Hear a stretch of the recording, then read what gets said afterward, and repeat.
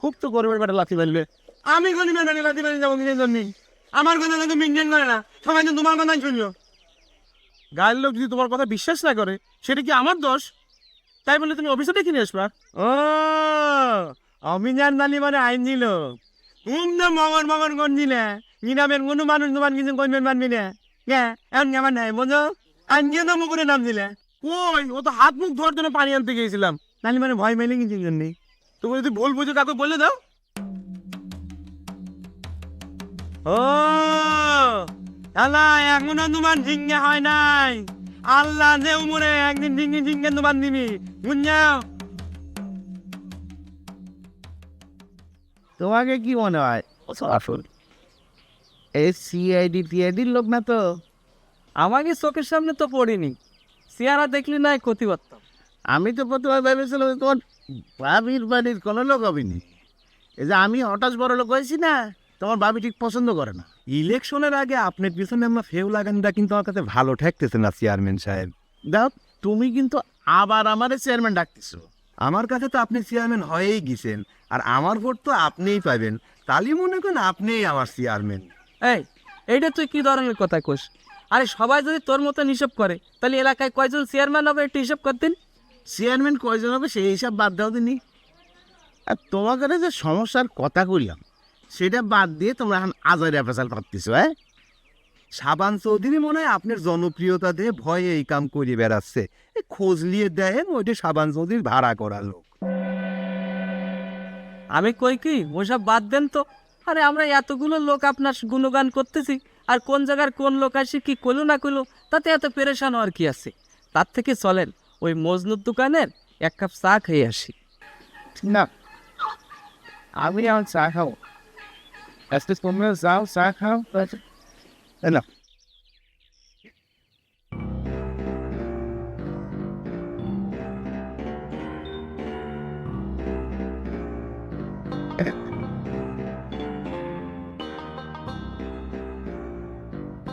তো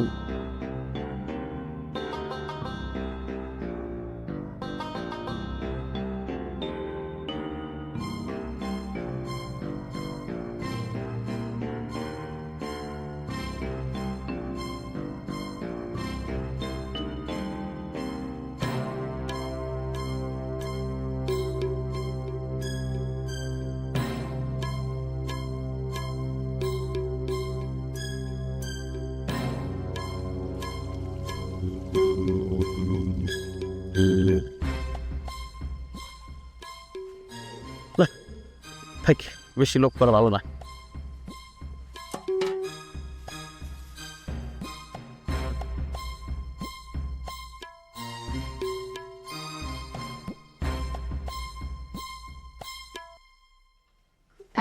তো খুকি একটা জিনিস পাইছে রে, সারাদিন কানের মধ্যে ধরে রাখি। বাপ বেটির এরকম বড় লোকি সাউন্ড দেখলে আমার গায়ে আগুন জ্বলে ওঠে।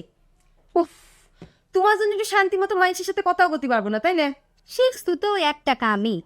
হঠাৎ বাবুর বেটি, তুইও হঠাৎ নায়িকা হয়ে গেছু। ও তো বড় মেয়ে হয়েছিস, রাধা বাড়া কিছুই শিখলো না। শ্বশুরবাড়ি যেয়ে কাম করে খাওয়া লাগবি না? আমি কি ভাত রাতার জন্য বিয়ে করবো নাকি? আমি থাকবো ঢাকা শহরে, ওখানে তো রাধা বাড়া জরুরি না। আর পয়গম কইছে যে ওখানে টাকা থাকলে সুখও কিনতে পাওয়া যায়। আর তুমি চিন্তা করছো রাধা বাড়ার? খুব টাকার গরম হয়ে গেছে বাপ বেটি দুজনেরই। বেশি টাকার গরম ভালো না। একজন তো ঘুমের মধ্যে স্বপ্ন দেখে চমকে ওঠা শুরু করেছে। আম্মা তুমি একটু যাও তো, তোমার জামাই ফোন।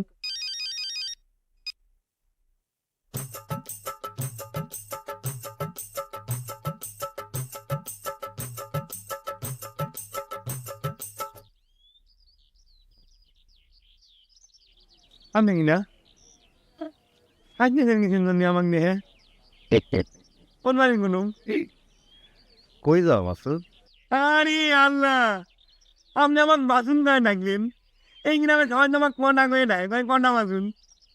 কেমন আছো? না রে ভাই, ভালো নাই। তুমি ভালো আছো? না রে ভাই, কিরাম বলে ভালো থাকবো কন? দেশের মানুষ দিনকে দিন খারাপ হয়ে যাচ্ছে। খালি দিন দিয়ে কথা কয়, নুনের ভিতর মানি ভেঙে জ্বালাকি করে। কিরাম করলে মানে ভালো তা নাই। এই দেশের কি হবি বন্ধ? শোনো, নিজের বিবেকের কাছে কেউ যদি প্রশ্ন করে দেয়, নিজের বিবেকের কাছে যদি কেউ দায়ী থাকে, তাহলে কেউ খারাপ হতে পারে না। তাহলে নিজেও ভালো থাকতো, দেশটাও ভালো হইত।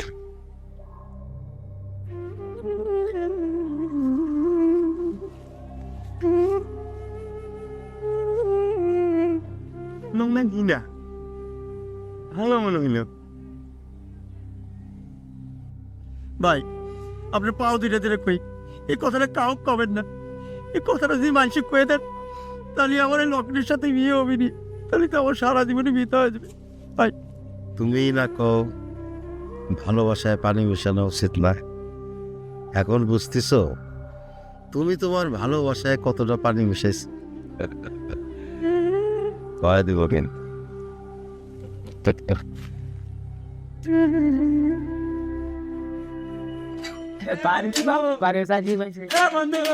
কি রে ঘন্টা কাটুনি দিন নাকি কি?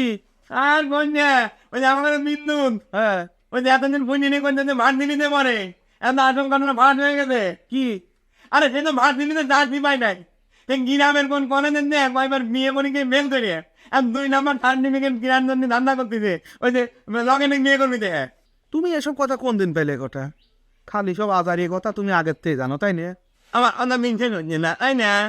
তাহলে মানে দাও গ্রামে পাগল আইছে, যে পাগলের কাছে জিজ্ঞেস করোগে। বিন্দু নিজে বয়ে পাগলের কাছে জিজ্ঞাসা করেছে। আমি অন্য কই বিন্দু 2 নম্বর না উনি বলে আমি যখন মিনিয়ন চাইলাম ভেজালেন, তখন তো সে মিনিয়ন করলো না, ভেজালের পক্ষ নিল কে? এ তো সাংঘাতিক একটা ভেজাল হইল রে কটা। কোন কোন পাগল এসে মানসি সব গুমরের কথা কয়ে দিচ্ছে। আমার নিজেরও তো ভয় করতেছে রে। ভয় তো তোমার অরানি কথা, কারণ তুমি নিজেও তো ভেজালের পক্ষে। বাচ্চাগুলো ভেজাল জিনিস খাওয়ার যাও না, এইবার তুমি টের পাই বুঝছো? সাওয়ালটা যেরকম সিটারি করিস তা আগে টের পাসনি? তা বাবু কেবা করে ঢাকা শহরে আকিস্তানের বউ হয়ে পায়ের পর পা দিলে থাকবো, সেই স্বপ্নেতে অস্থির থাকতেন।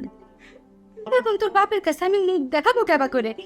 ওই বিদ্যুতের পক্ষ নিয়ে কতদিন কত কিছু কইছি তারে। তুমি এখন যাও তো আম্মা, আমার কথা বলতে ভালো লাগতেছে না। তা তো ঠিকই নেই। এতদিন ধরে যার সাথে প্রেম ভালোবাসা করলো তাকে চিনতে পারলি না, আর এখন কাঁদে কাটে কি হবে? এতদিন তুমি আব্বার সাথে সংসার করতে চাও, তুমি আব্বাকে চিনতে পারি চাও?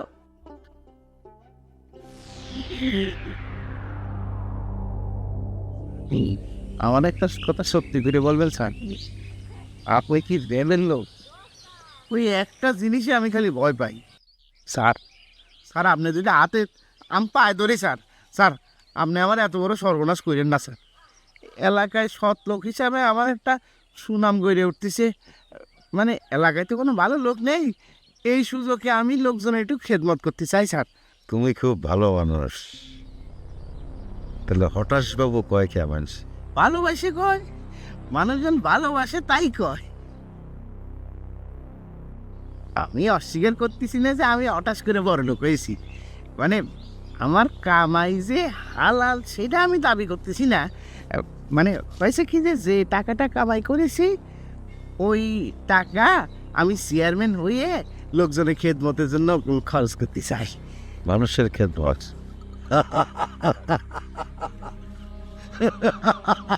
স্যার ও স্যার আমি আপনি খুশি করে দেবো নি, মানে কত লাগবে আপনি আবার কইলে আমি ব্যবস্থা করবো নি, কেউ টের পাবে না।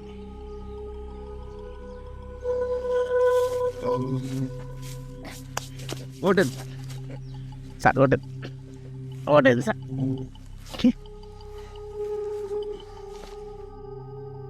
পাঠা দেবানি স্যার। সাবধান, সব জানেন। কয়ে দিকে আচ্ছা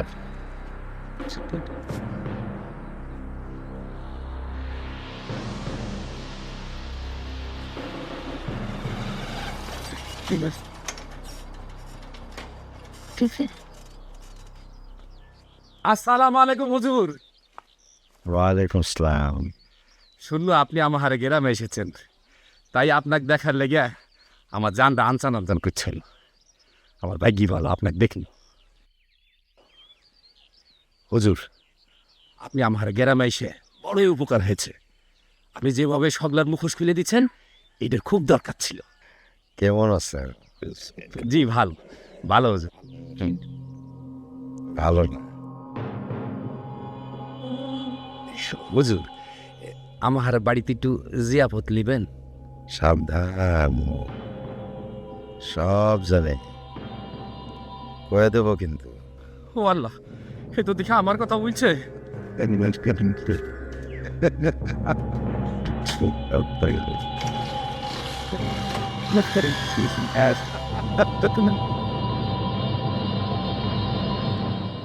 ব্যবস্থা পাইছু। এই বিন্দু একটা বিটা কথা বলছি। এই তুমি আমার কাছে এই তুই সব জানিস, সব কথা আজ তোর কওয়া লাগবে। কি জানি তুই জানিস সত্যি করে এখন কথা কয়ে দিনি, তুই লোকটারে কোণের থেকে ডাইকা আনিসিস। আজ মেনজে কথা আমি কিসের জন্য না আনবেন যাবো? আমি তো না জীবনে কোনোদিন নেই নাই। তাহলে সে এত কথা জানলে কেমন করে? আর তুই কিসের জন্য গ্রামের মধ্যে সব প্রচার করে বেড়াচ্ছ? মিন্দুন তুমি যে ভান জিনিসে না বলে মিন্দে কথা কয়ে 2 নাম্বার ধান নিমিঙের দোকান করার ধান্দায় আনযাও। ইনাকে আমি বঙ্গ মানুষের আগে জানতাম, এখন তুমি আমাকে দোন দিন যাও গে। ঠিক আছে, আমি আর একটু তদন্ত করে দেখতেছি। ঘটনা যদি সত্যি হয় আর তুই যদি এর সাথে জড়িত থাকিস, তাহলে কিন্তু মিন্দুন আন্দামাও মানুষ যেন না তাই না, একজন মূর্তি বানিয়ে মন্দির তার বানা দেবো। তোমাদের মধ্যে 2 নাম্বার মনে করে যাও। বন্ধ করে শোন, গায়ে নিয়ে কথা কয়, সেই নিয়ে কথা কয়। শমশের ভাই, আমি সব শুনেছি। আপনি আমার কাছে ভালো লোক, তাই আপনার বাড়ির ছুটে এসেছি আপনাকে সান্ত্বনা দিতে। আমি তো মনে করেছি তুমি আমার পিছনে রোগ লাগাইছো, কারণ ওই হঠাৎ বাবু তো তুমি নাম দেছো। ছি ছি ছি ছি, আমি আপনার বিরুদ্ধে এগুলো করতে যাব কেন? আপনি চেয়ারম্যান হলে কি আমার কোনো অসুবিধা আছে নাকি? তাছাড়া চেয়ারম্যান আপনি হন আর আমি হই, সেইটা তো কথা না। কথা হইল নিজেদের মান সম্মান তো রক্ষা করতে হবে নাকি? আপনি একটা কিছু করেন, বুঝতেই তো পাচ্ছেন আমি একটু অসুবিধার মধ্যে আছি। ওই ডাইরেক্ট আপনার লগে মাঠে থাকতে পারছি না, তবে আমি কিন্তু আপনার সাথে আছি। তাহলে তোমার কি মনে হয় কিডা এর পিছনে কাম করতেছি? আমার কিন্তু কটা মাসুদ চ্যাংরা সন্দেহ হয়, বুঝছো? আগে ওই সামনেরটার ব্যবস্থা করিলেন, পিছনেরটার ব্যবস্থা দুজন মিলে বইসে যুক্তি বুদ্ধি করে করে নেব। উনি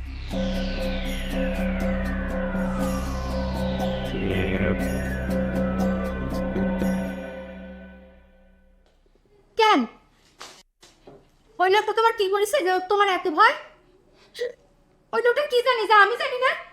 দেখো লোকেটের মা এমনি মেজাজ খারাপ আছে, এর উপর তুমি আবার আমার মেজাজ খারাপ করে না, বুঝছো? মেজাজ আমারও ভালো নেই। ঠিক করে কও আসল ঘটনাটা কি? তুমি কি আমার আগে আরেকখানে বিয়ে করেছিলে? তোমার কি ওই ঘরে কোনো সওয়াল ফল আছে?